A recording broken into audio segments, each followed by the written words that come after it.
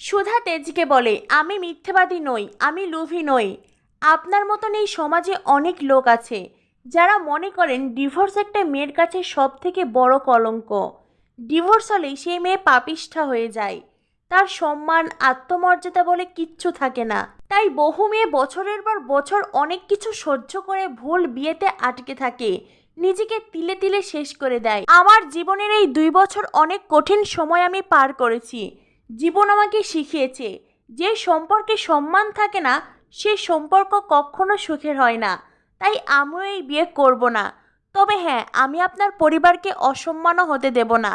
আপনার ঠাম্মি আপনার জন্য নিষ্পাপ নিষ্কলঙ্ক মেয়ে চায়, তাই হবে। এই মণ্ডপেই আপনার বিয়ে হবে আপনার যোগ্য মেয়ের সঙ্গে।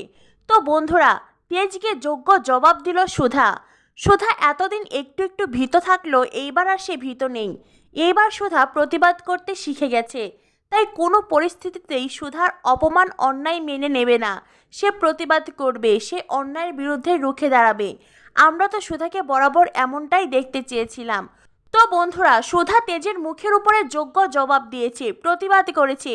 এ বিষয়ে তোমরা কি বলতে চাও অবশ্যই কমেন্ট করে জানিয়ে দিও।